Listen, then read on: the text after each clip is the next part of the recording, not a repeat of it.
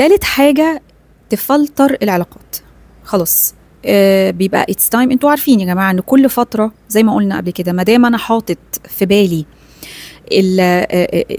العنوان بتاع الناس متغيرة، يبقى اذن احيانا بنصل لنقطة انه احنا مش نافع ان احنا نكمل اي علاقات مع بعض. فاللي بنعمله ان احنا نبتدي نفلتر العلاقات. طبعا هذكركم بالنوع الاول اللي هو اول ما بيشوفك ابتديت تتحط على الطريق بيختفي من حياتك تماما، وبيشوف ان انت على طريق النجاح او ان انت عندك هدف او ان انت ابتديت تركز في نفسك، فهو من نفسه بياخد بعضه وبيمشي. ده ارجوك ارجوك ارجوك امشي بمبدأ let them go. ما ترجعش انت تسأل عن اسباب هما مشوا ليه، لان هي الاسباب واضحة. فبالعكس هما جت من عندهم ومشوا علشان تفضي انت جزء كبير من دماغك، والناس دي اوريدي هي يعني ما اعتقدش انت كنت عامل حسابك على ان انت دول هيدعموك باي شكل من الاشكال يعني. ولو انهم بعد كده بيبانوا، يعني بيبتدوا يطلعوا ويبانوا لما انت بتنجح، بس ده القرار في الاخر بيكون قرارك يعني.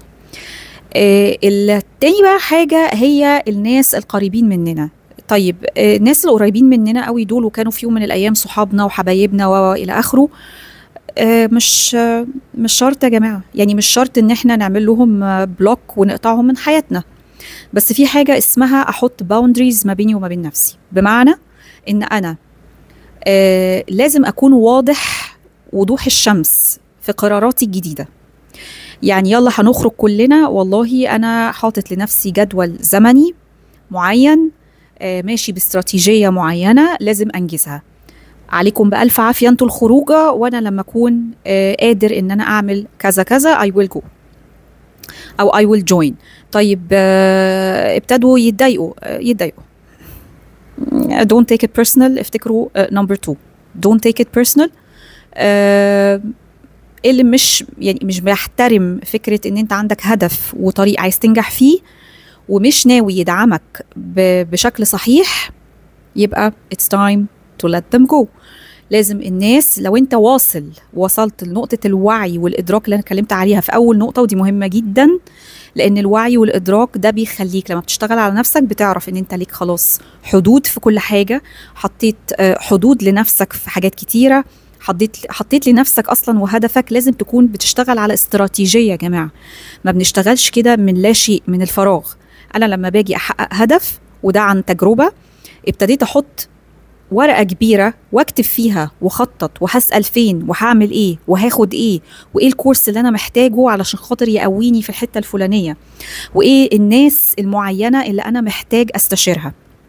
بمناسبة بقى الاستشارة دي، طبعا زي ما قلنا انت لازم تكون بتعمل in discreet، يعني ما حدش يعرف عنك حاجة. ولو اتسألت، لان هما بيحبوا يسألوا عنك كل فترة، ها انت وصلت فين، هتعمل ايه، بتاع، يا ريت رد واضح وصريح. انا قلت عنه قبل كده، وبصراحة الرد ده ناجح جدا وكافي ووافي ومش محتاج تكذب. يعني ما حدش يقدر يمسك عليك ان انت شخص كذاب مثلا او بتداري على شمعتك تقيد زي ما بيقولوا. اعفيني من الرد وفقط. اعفيني من الرد يعني احترم خصوصيتي، ان انا مش عايزة اتكلم في الموضوع ده دلوقتي، بس انا تمام، و when time comes you will see. خلي النتائج بتاعتك ونجاحك هو اللي يتكلم عنك بعدين. لانه انت لازم تبقى فاهم برضو، لما بتوصل للادراك والوعي الكافي، انت مش محتاج تثبت اي حاجة لأي حد. الهدف هدفك، الحلم حلمك، الطريق طريقك، مختلف على اي طريق اي حد اخر. فركز في طريقك وفي خطواتك وفي الاستراتيجية الناجحة اللي انت هتحطها، علشان تبقى مركز قوي قوي قوي وتعرف توصل وتنجز. فكل ما بتبعد عنك اي ضغوطات من الناس اللي حواليك، لان فعلا الناس اللي حواليك دي على فكرة بتعمل ضغط بشكل من باي شكل من الاشكال. يبتدي يحسسك بالجلد، بالذنب، انت سايبني، انت كذا، انت يعني حاول تمسك العصاية من النص. يعني حاول تبقى شخص متوازن. يعني هو احتاجك في حاجة، اسمع له، افهمه، اديله نصيحة لو هو محتاجها، ساعده لو تقدر تساعده طبعا، ولكن في نفس الوقت ما انساش نفسي، ما خليهوش يستدرجني للباجج بتاعته، لان كل واحد ماشي بالباجج بتاعته. وانت اوريدي طريقك بتاع تحقيق حلمك it's not that easy at all. فانت هتشوف blockages كتيرة في طريقك، عراقيل كتيرة في طريقك، الناس بتهاجمك بأي شكل من الأشكال، هتلاقي حاجات كتيرة توقفك في النص. فلما تكون حاجات جاية من بره خلاص ده كافي ووافي، مش محتاج كمان حاجات من جوه كمان توقف لك طريقك وتصدعك على الفاضي وتاخد من وقتك وتاخد من مجهودك. اسمع واديله النصيحة واعمل اللي تقدر عليه، ولكن ما you don't get involved قوي بمشاعرك وبأحاسيسك وبوقتك وبيومك عشان خاطر الأشخاص دي. لأن في الآخر أنا بقولها لكم، الناس دي بتكون من جواها هي عايزة تشتت انتباهك بأي شكل من الأشكال عشان تبعدك عن الطريق اللي انت ماشي فيه. وفي نفس الوقت لو ركزت في الشهر اللي أنا قلت لك عليه في الأول، والله هتلاقي إن هم مش بيدعموك، بالعكس انت ممكن تلاقي نفسك انت اللي بتطلب منهم الدعم، انت اللي كل شوية تطلب منهم ان هم يدعموك، لكن هم في الحقيقة هم ولا بيدعموك ولا أي حاجة. وده هيخلينا ناخد النقطة اللي بعدها اللي هي رقم 4، وهي انه اتعود، معلش it's hard، وعلى فكرة it's hard لبعض الناس، ان انا ادعم نفسي بنفسي. انا ما انتظرش حد يدعمني. ليه؟ انا شفت ده وشفت ده، انا كنسرين يعني في طريقي، انا شفت اللي انا بطلب منه يدعمني واكتشفت ان هو كل ما بطلب منه بيعملها بالفتات. وفي ناس بتدعمني فعلا فعلا بدون ما اطلب، يعني الحب الكبير، الفخر الكبير اللي انا كنت بشوفه في كلامهم وفي عيونهم، المدح الجميل، الكلام السبورتيف اللي بيخليني اكمل في عز ما انا زي اي بني ادم باجي على فتره كده واقول هل انا ماشيه صح، هل اي كويت ولا كمل. وبعدين الاقي سبحان الله ربنا بيبعت لي الناس دي في طريقي في لحظتها، في تاني يوم تالت يوم، علشان يقول لي كملي، الطريق طويل ولكن كملي، وان شاء الله النجاح هيكون موجود. فلذلك اتعودت الحمد لله ان انا ما تشبثش مش عارفه كده بالنتائج. لا تتشبث بالنتائج، النتيجه على ربنا. لانه احيانا في ناس بتمشي في هدف معين، ما كنتش انا بس يعني حد مثلا من الكلاينتس عندي ممكن يكون مثلا كان نازل سخنان كده على هدف معين ومشى فيه وقطع شوط كبير، وسبحان الله من عند ربنا وجهه لحتة تانية خالص. في الأول كان متضايق ومش مستوعب وخايف قوي، يعني هو مثبت بإيده جامد قوي على الهدف بتاعه، ولكن سبحان الله كأن ربنا كان بيفتح له ده أكتر ويقفله ده أكتر، لغاية ما فعلا نجح في اللي هو بيعمله وابتدى يحبه، وابتدى يحس انه الهدف بتاعه ده هو مش عايز يسيبه، ولكن يمكن قدام يرجع له تاني. ففعلا ده بيحصل، وما تفقدش الامل، بس خليك كده ايه في الطريق اللي ربنا بيفتحه لك. انتهز الفرص الصح اللي ربنا بيبعتها لك، مش الفرص اللي الناس بتبعتها لك بطريقة غلط.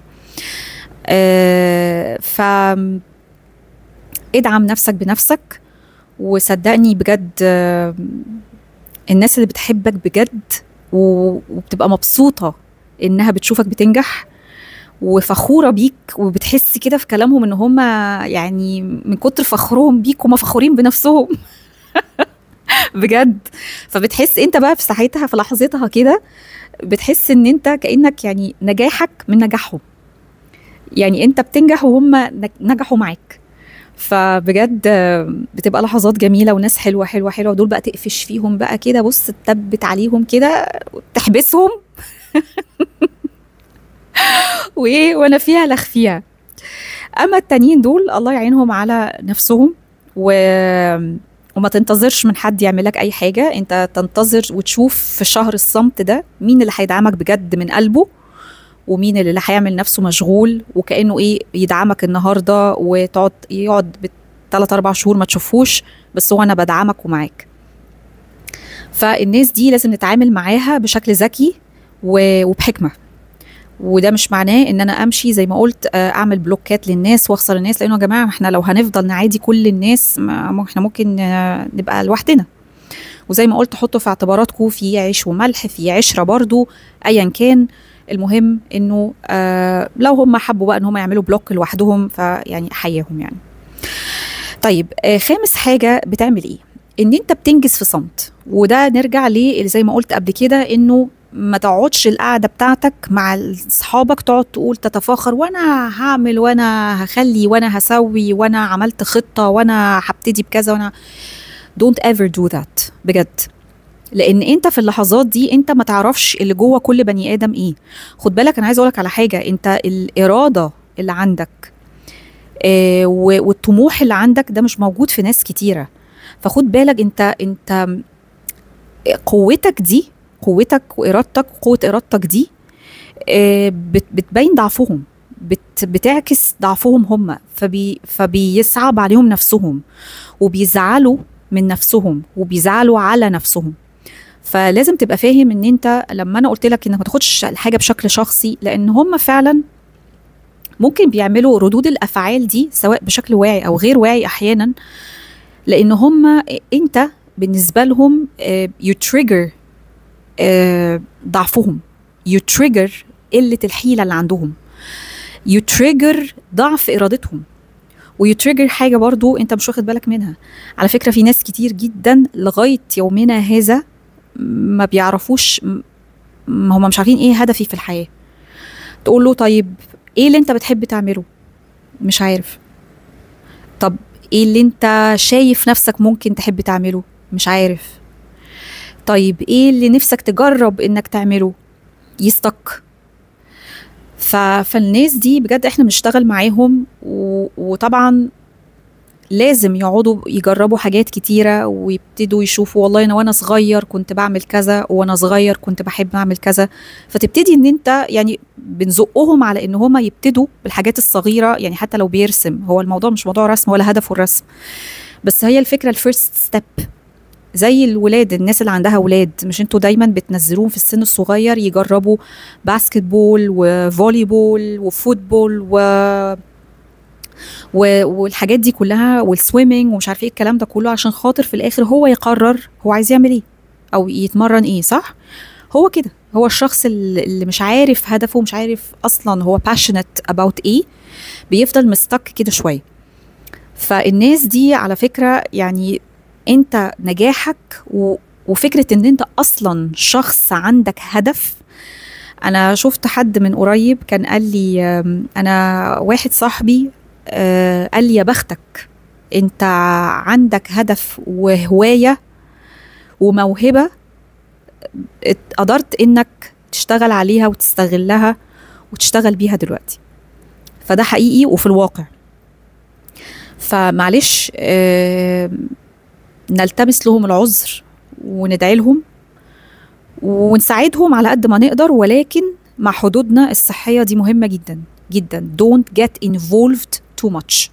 Please don't get involved too much. طيب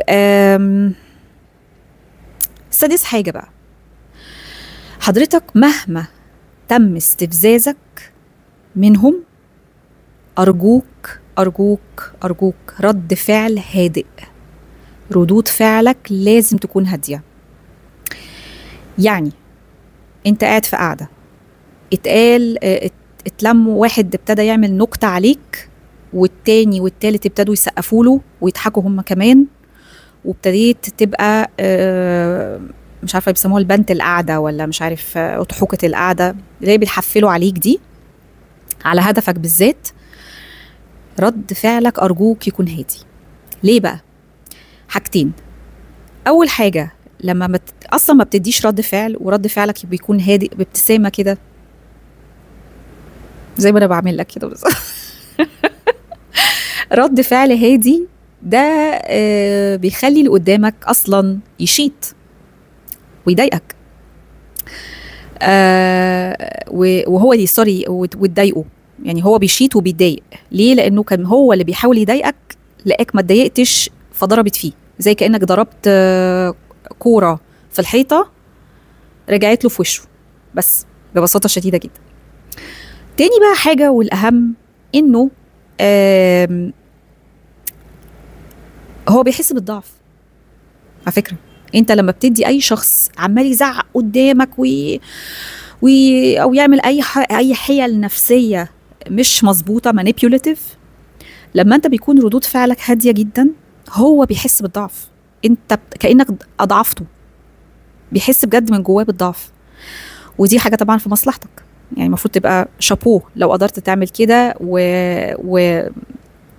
وبقيت فنان في ده. دي الخلاصة يا جماعة في انه انت يعني علشان تنجح لازم تعمل دي كلاترينج لدماغك وتنظف كده، لان المخ عموما مليان، مخنا كلنا مليان كركبة كتيرة قوي قوي.